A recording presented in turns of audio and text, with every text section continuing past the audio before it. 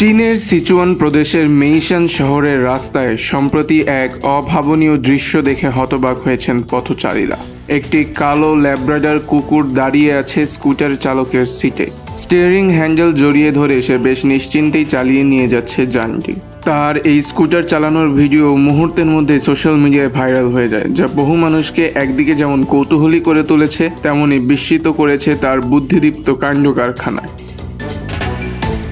Viral হওয়া ভিডিওতে দেখা যায় ওয়েনজি দিব্যি চালকের আসনে দাঁড়িয়ে তার দুটি সামনের পা স্টিয়ারিং হ্যান্ডেলে রাখা।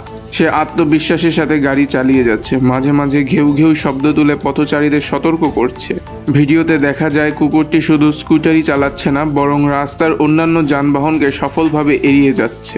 এই দৃশ্য দেখে অনেকেরই মনে হয়েছে এটি যেন কোনো অ্যানিমেশন মুভি, কিন্তু বাস্তবটা আরও চমকপ্রদ।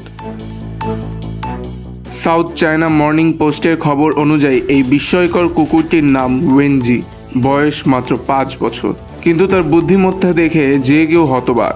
ওয়েনজি শুধু স্কুটার চালাতেই সীমাবদ্ধ নয়, তার দক্ষতার তালিকা বেশ লম্বা। সে স্কেটবোর্ড চালাতে পারে, ঘরের লাইট জ্বালাতে পারে, এমনকি বাড়ির আবর্জনা নির্দিষ্ট স্থানে ফেলতেও পারে।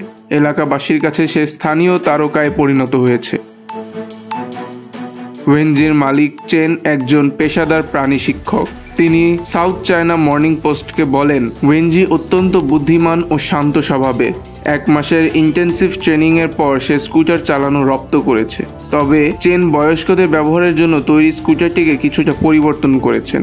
তিনি একটি বিশেষ বোতাম সংযোজন করেছেন, যা চেপে ধরে রাখলেই স্কুটারটির সামনে এগোয় আর ছাড়লেই থেমে যায়।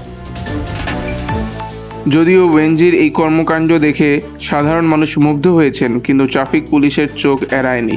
সম্প্রতি এক ট্রাফিক পুলিশ ওয়েনজিকে থামান এবং মালিক চেনকে সতর্ক করেন। পুলিশ স্পষ্টভাবে জানিয়ে দেন যে কুকুরদের সড়কে যানবাহন চালানোর কোনো অনুমতি নেই, তবে তারা চেনকে জরিমানা না করে শুধু মৌখিক সতর্কতায় সীমাবদ্ধ রাখেন।